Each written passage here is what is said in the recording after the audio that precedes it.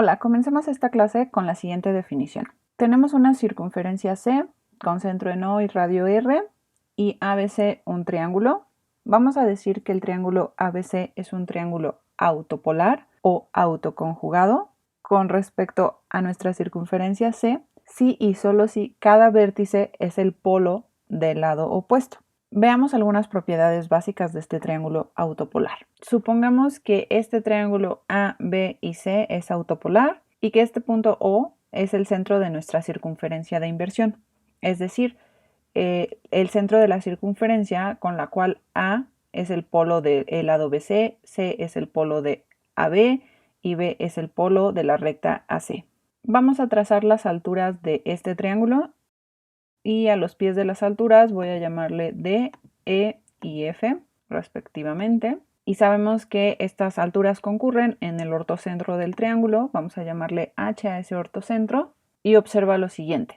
Como A es el polo de la recta BC, eso quiere decir que la recta AO tiene que ser perpendicular a la recta BC. Eso implica que este punto O debe de vivir en nuestra altura AD. Análogamente, como B es el polo de la recta AC, eso quiere decir que BO tiene que ser perpendicular a la recta AC, pero eso obliga a que O viva en la altura BE. Como ya sabemos que AD y BE se cortan en el ortocentro, entonces el ortocentro y el centro de nuestra circunferencia de inversión coinciden. Ya tenemos nuestra primera propiedad. Ahora observa que los vértices del triángulo son conjugados por pares. Esto es porque la polar de A, que es el lado BC, pasa por C y la polar de C, que es el lado AB, pasa por A. Análogamente para ver que A y B son conjugados o que B y C son conjugados. Voy a borrar las alturas y voy a trazar la circunferencia de inversión.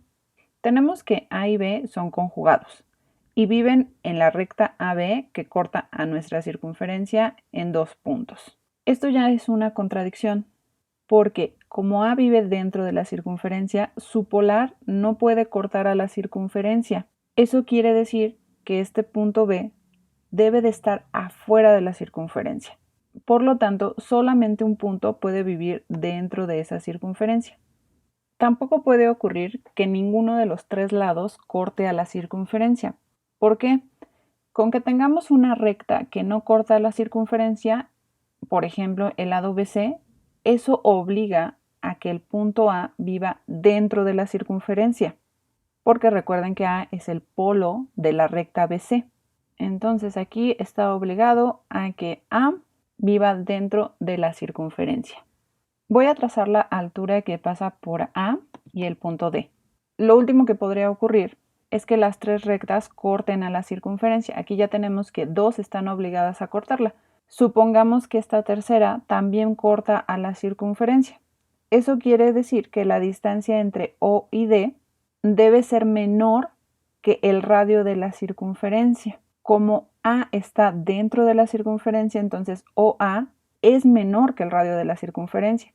Eso quiere decir que OA por OD va a ser menor que R cuadrado. Y eso no puede ser porque sabemos que A y D son puntos inversos con respecto a esta circunferencia. Podemos concluir que uno y solo uno de los vértices está dentro de la circunferencia. La última propiedad que sale inmediatamente de esto es que como A está dentro de la circunferencia y O es el ortocentro de este triángulo, entonces este ángulo es obtuso.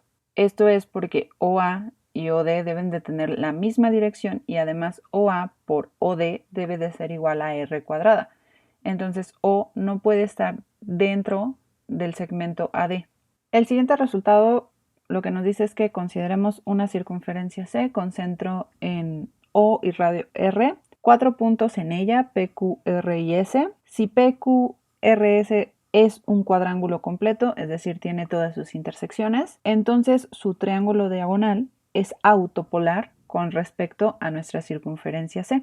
Entonces tenemos aquí nuestro cuadrángulo completo PQRS. Se dice también que este cuadrángulo completo está inscrito en la circunferencia porque sus cuatro vértices están en la circunferencia. El triángulo diagonal, recuerden, es el que está formado por los puntos diagonales. Voy a llamar a esos puntos diagonales A, B y C. Y tenemos los lados de ese triángulo, que son las rectas diagonales de nuestro cuadrángulo completo. Ahora, en nuestro dibujo, pues ya tenemos por lo menos como una idea de por qué podría ser autopolar si tiene un solo vértice dentro de la circunferencia y además O parece que está en el ortocentro de este triángulo, pero vamos a verificar que es así. Lo que vamos a demostrar es que la recta ABC es la polar de A, la recta AC es la polar de B y la recta AB es la polar de C. Para ello voy a considerar los puntos de intersección de la recta AB con el lado QR y con el lado PS. Vamos a llamarlos D y E a esos puntos de intersección. Y ahora recuerden que cuando teníamos cuadrángulos completos teníamos haces armónicos. Si tomábamos un punto diagonal, dos rectas diagonales y los dos lados que pasaban por ese punto diagonal formaban un haz armónico. Es decir, aquí las rectas rojas son conjugadas armónicas con respecto a las rectas azules punteadas. Lo mismo si tomo el punto A, se forma un haz armónico con las dos rectas rojas y las dos rectas azules punteadas y análogamente con C. Vamos a fijarnos en el haz armónico que tengo formado en B. Como esta recta azul punteada es una recta que corta a ese haz armónico, entonces los cuatro puntos de intersección me forman una hilera armónica. Es decir, voy a tener que los puntos E y C son conjugados armónicos con respecto a Q y a R.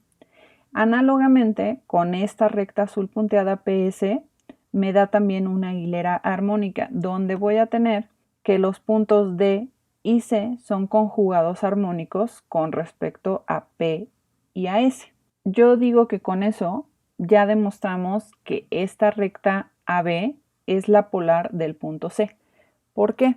Observa que tenemos esta recta punteada que corta a la circunferencia en dos puntos, P y S, y tenemos un punto C. Supongamos que D' es el conjugado de este punto C.